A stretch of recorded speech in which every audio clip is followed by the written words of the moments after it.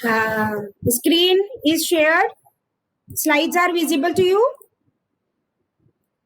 Let me know. Slides are visible to you. They are visible. Okay. Now in the last class, we have discussed the junction capacitance, junction resistance, and all. MOSFET, fine. Lights are not visible. Lights are not visible.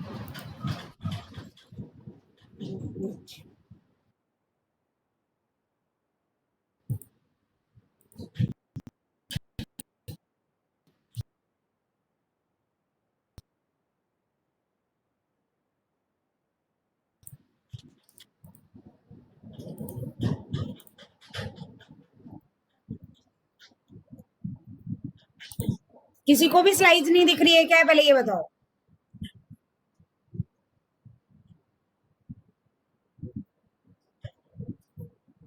Now,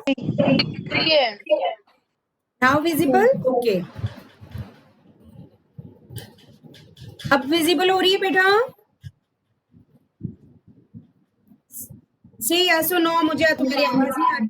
हो रही है? No, ma'am. Slides are not visible. No, ma'am.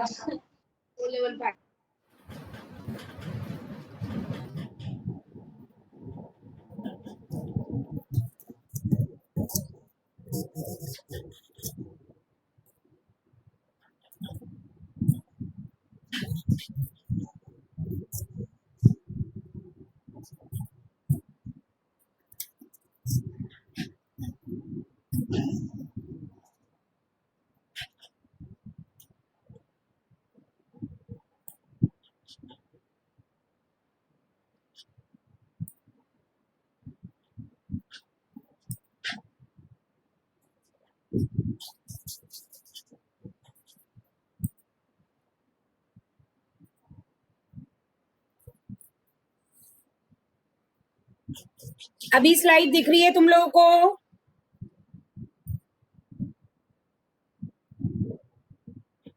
Shivangi, Vandana, yes? Not visible. Not visible. Visible और not visible? Actually मुझे तुम्हारी आवाज ही नहीं आ रही है. No, ma'am. Not Not visible, visible. ma'am. Ma'am, ऐसा तो होना नहीं चाहिए. मैंने शेयर करके रखा है.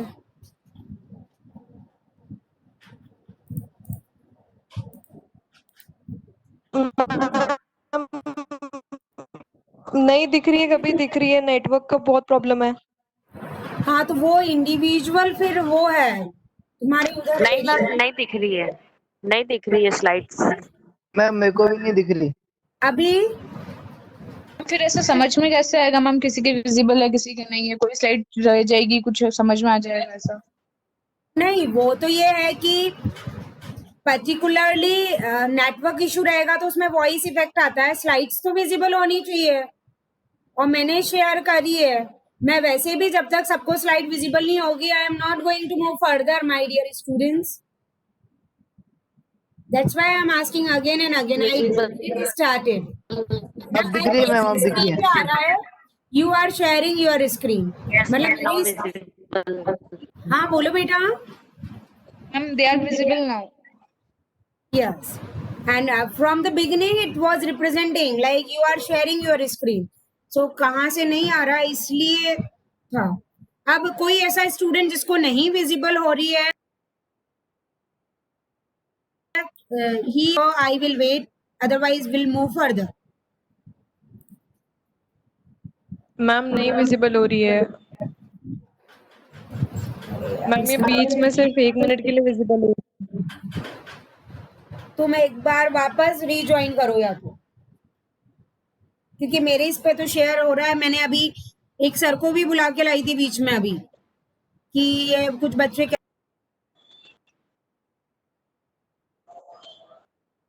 रहे हैं कुछ ऐसा है.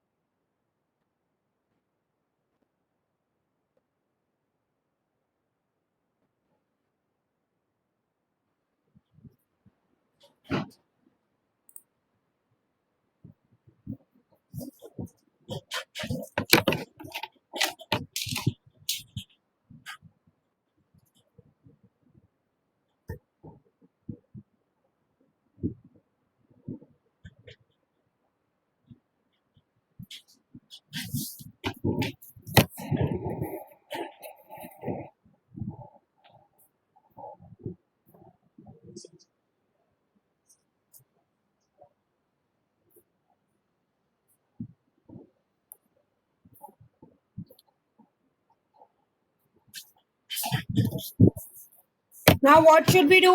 जल्दी बोलो बेटा. Hello.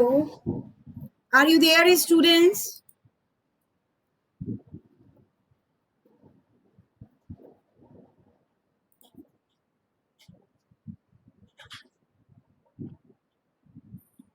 वंदना, अभी तुम्हें स्लाइड्स दिख रही है?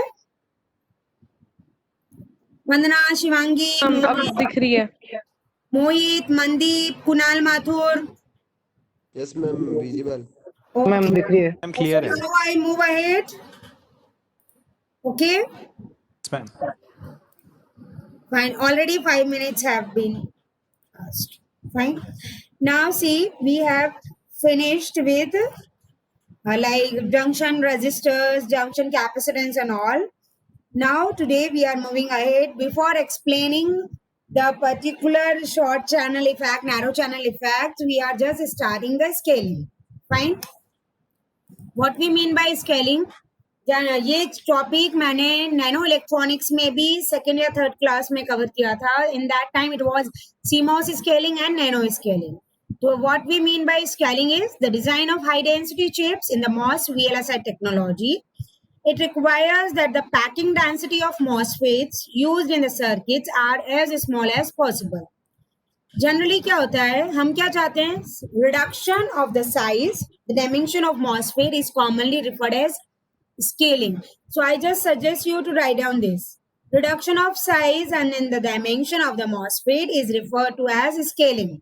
And basically there is two basic types of size reduction strategy. One is called full scaling and another is a constant voltage scaling. Write down this. What we mean by scaling? Reduction of a size or the dimension of MOSFET is scaling. और scaling दो तरह की है. तो full scaling है जिसमें हम full scaling में हम क्या करते हैं? Constant field scaling. ठीक है, कांस्टेंट फील्ड स्केलिंग है. और दूसरी है तुम्हारी कांस्टेंट वोल्टेज स्केलिंग. जल्दी लिखो फटाफट.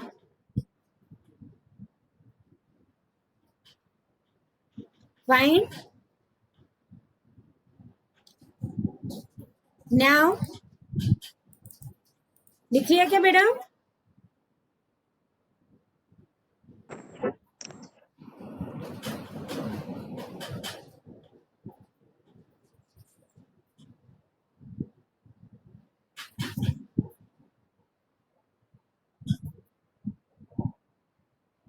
Have you written? सिर्फ ये दो टाइप लिखने हैं और इसका मीनिंग लिखना है. What we mean by scaling. ठीक है, एक तो कांस्टेंट फील्ड टाइप की होगी और एक कांस्टेंट वोल्टेज टाइप की.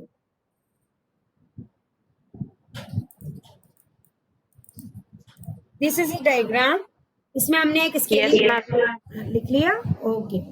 स्केलिंग फैक्टर, ये जो डायग्राम है, नो नीड टू ड्रॉ. और if you want to take screenshot you can take. हम जनरली स्केलिंग करते हैं या जो डायमेंशन का रिडक्शन करते हैं या साइज का, वो एक फैक्टर के थ्रू करते हैं. That factor is called scaling factor S. ठीक है, दिस वन. फाइन. और ये स्केलिंग फैक्टर S जो है, ये विथ रिस्पेक्ट टू, ये देख लो तुम्हारी जो चैनल लेंथ है सोर्स से ड्रेन के बीच में, उसको भी हमने कितना रिड्यूस कर दिया? L/S, 1/S के विथ रिस्पेक्टिव. जो डिफ्यूजन हम कर रहे हैं उसको मल्टीपल फॉर्म में हम कर रहे हैं. यहाँ पर अपॉन के फॉर्म में आ रहा है. ये विड्थ भी अपनी अपॉन के फॉर्म में आ रही है. Thickness is also divide by S. Diffusion जो होता है वो मल्टीपल होता है, तो वो इसमें दिखाया है. ठीक है, यही चीज अपने को देखना है. फाइन. फुल स्केलिंग क्या होती है तुम्हारे? Full scaling is this scaling option attempts to preserve the magnitude of internal electric fields in the MOSFET while the dimensions are scaled down by the factor S. और इसको गोल को achieve करने के लिए all potential must be scaled down proportionally by the same scaling factor. This potential scaling also affects the threshold voltage. Fine. तो इस particular में अगर तुम लिखना चाहो तो भी मैं तुम्हें 2 मिनट्स दे रही हूँ. अदरवाइज फुल स्केलिंग या जो हम कह रहे हैं इसको कांस्टेंट फील्ड स्केलिंग, इसमें जितने भी मेरे पास magnitude of internal electrical field के जो पैरामीटर्स हैं जितने भी रहते हैं उनको अगर हम स्केल डाउन करते हैं by factor S, then this is called your full scaling. और फुल स्केलिंग में जो चीज अभी ऊपर डायग्राम में बताई थी वही यहाँ पर है. Like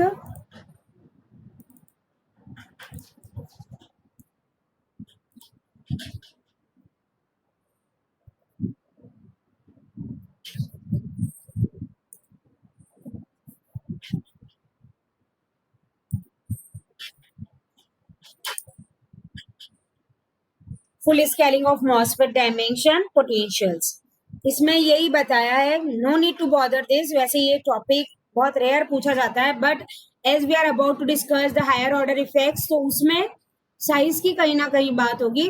that is why before discussing the effects you need to know the about the scaling. We have channel length, channel width, gate oxide thickness, junction depth, power supply voltage, threshold voltage, L, W, T0X, XJ, VDD, VT0, ये सब.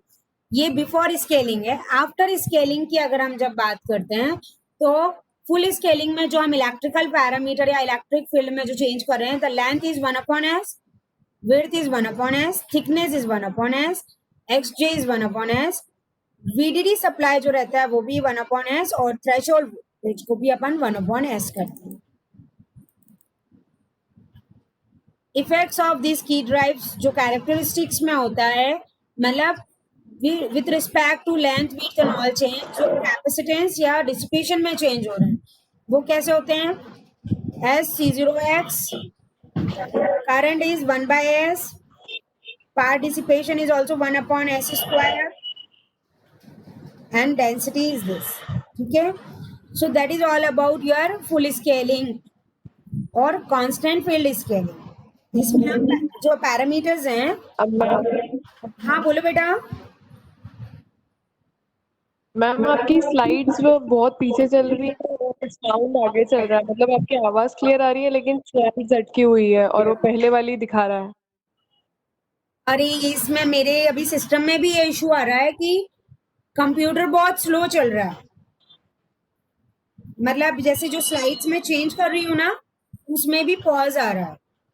मेरे को भी लग रहा है, इसीलिए मैं बहुत धीरे धीरे स्लाइड चेंज कर रही हूँ. ठीक है. वैसे ये जो टॉपिक अपन पढ़ रहे हैं ये क्वाइट थियोरेटिकल है बट हाँ स्लाइड्स तो तुम्हें दिखनी चाहिए. अभी तुम्हें ये वाली स्लाइड दिख रही है चैनल लेंथ वगैरह वाली,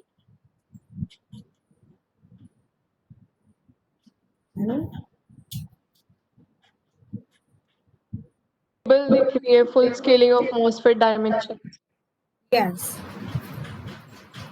और अब ये है कि वो फुल जो पोटेंशियल्स की डायमेंशंस वगैरह चेंज करते हैं तो कैपेसिटेंस, करंट, पावर डिसिपेशन और पावर डेंसिटी, इनमें जो चेंजेस आते हैं वो इसमें बताए हैं. फाइन.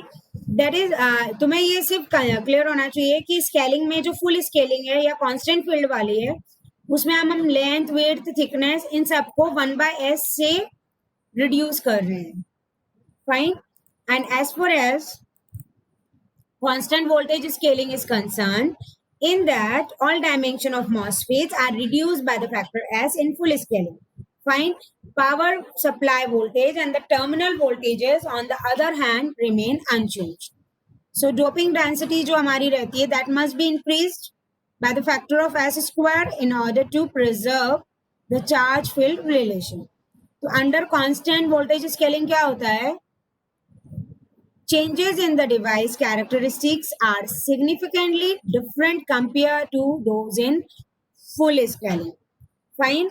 दोनों में डिफरेंस ये, वहां हम इलेक्ट्रिकल पैरामीटर्स को चेंज कर रहे थे, यहाँ भी डायमेंशंस चेंज होगी, बट जो चेंजेस कांस्टेंट इसमें होंगे, changes in the device characteristic वो स्लाइटली डिफरेंट होंगे as compare to full scaling.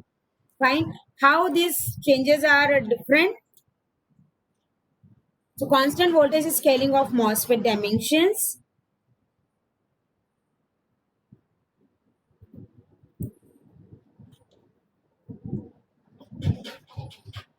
Potential and doping.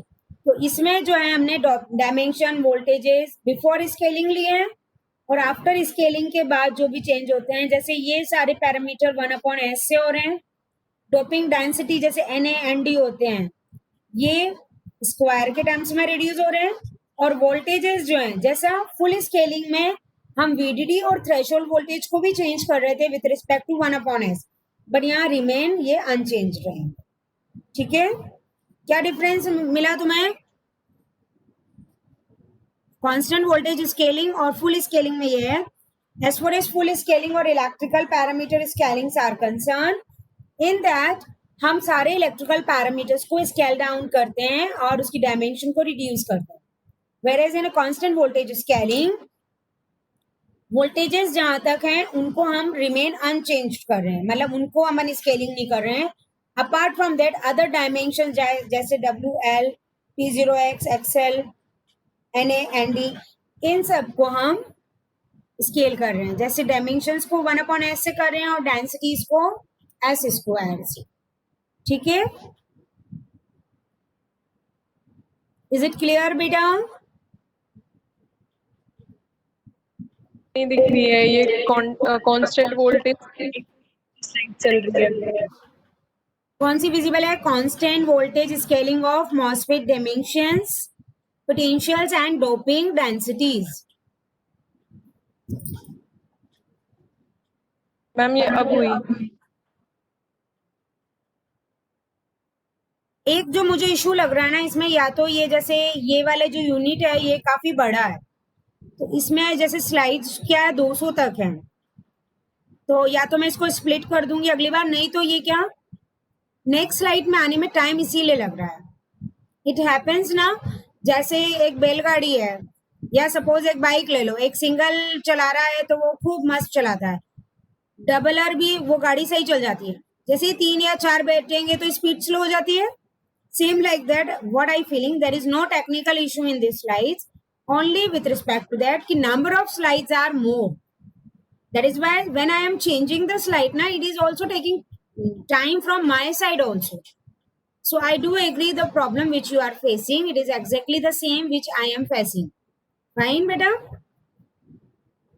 अभी तुम्हें ये तो दिख रहा है, डोपिंग डेंसिटी वाली स्लाइड दिख रही है? Yes ma'am.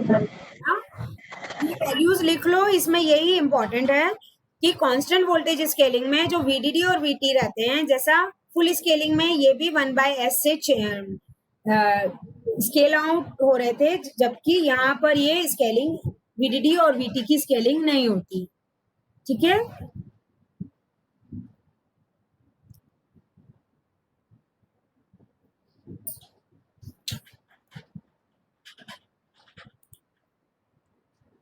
फाइन.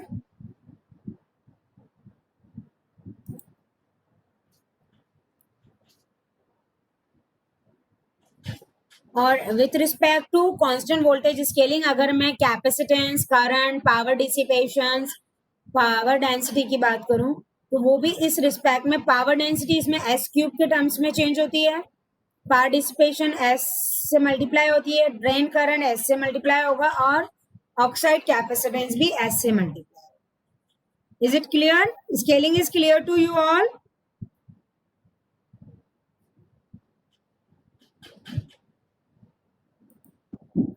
हाँ बेटा, यस मैम.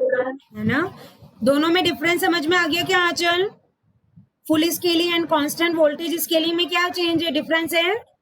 स्केलिंग तो डू एग्री की रिडक्शन इन द डायमेंशन और द साइज, बट दो जो स्केलिंग है उसमें बेसिक डिफरेंस क्या है? Can anybody tell me?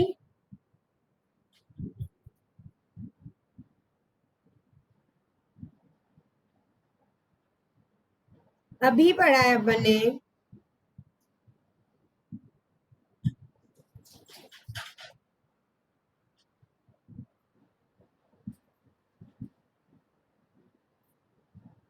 Ma'am threshold voltage constant रहता है उसमें और एक में वेरी करता है। हाँ, जो कांस्टेंट वोल्टेज स्केलिंग है उसमें पर्टिकुलरली VDD और VT कांस्टेंट रहता है, वो 1/s से वेरी नहीं होता है, जबकि फुल स्केलिंग में वो वेरी होता है। ठीक है, now comes out to be biasing. Actually scaling और बायसिंग ये टर्म्स हैं, ये सारे ही हायर ऑर्डर इफेक्ट्स में कहीं ना कहीं हमारे यूज होंगे, इसलिए अपन को इसको ध्यान रखना है। What is biasing? Second year से पढ़ते आ रहे हो, BJT biasing, voltage divider biasing, current dividing biasing. So what is biasing? Biasing is a method of establishing predetermined voltages or current at various points of an electronic circuit for the purpose of stabilizing proper operating condition in electronic components. Many electronic devices such as transistor, vacuum tubes, whose function is processing time varying signal, also require a steady current to voltage to operate correctly. That is called bias. Simple words में हम कहें तो biasing is nothing but biasing is a method जिससे हम या तो एक voltage या करंट की वैल्यू को एक फिक्स्ड वैल्यू पे कंस्टेंट कर दे। ठीक है, दैट्स इट। इसका बस तुम्हें ये ध्यान रहना चाहिए। बायस इज यूज्ड, बायस वर्ड जहां यूज होगा हमारा, that is used in direct broadcast satellites such as direct TV, dish network, integrated receiver, decoder box actually powers in Fedhorn like that. ठीक है, now we are starting higher order effect. Fine.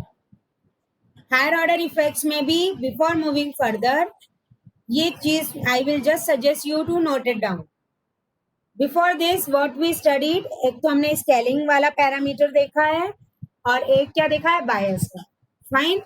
और अब higher order effects में particularly जहां तक बात आती है हायर ऑर्डर इफेक्ट्स की, so that effects are due to variation in what, ये जितने भी हायर ऑर्डर इफेक्ट्स पढ़ेंगे उसमें चेंजेस किस में आएंगे, इन तीनों चीजों में, ईदर विड्थ और लेंथ ऑफ द चैनल, या फिर movement of electron from source to drain, और current between drain and source.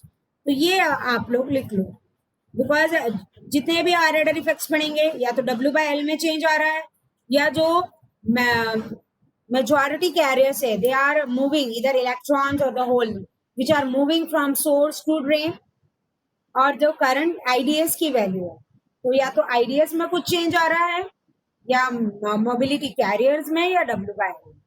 Because of these three variation हमारे सारे इफेक्ट्स कॉन्सिक्यूटिवली एक के बाद एक रहेंगे। ठीक है, ओके बेटा? Yes, fine, is it fine?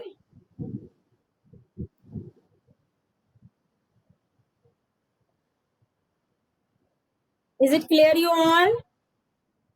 किस किस में चेंज आएगा जब भी हम कोई भी हायर ऑर्डर इफेक्ट पाएंगे? तो लेंथ एंड विड्थ में, मोबिलिटी कैरियर्स में और आइडियस में। अब अभी हमें जो इफेक्ट्स पढ़ने हैं वो कौन कौन से हैं? सबसे पहले हम शॉर्ट चैनल इफेक्ट पढ़ेंगे, फिर narrow channel effect, sub threshold conduction, body effect and punch through. In this today I am just going to explain you one,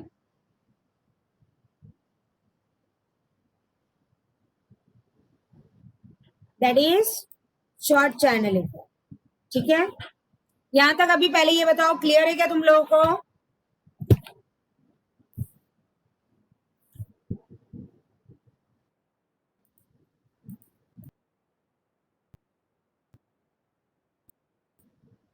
yes,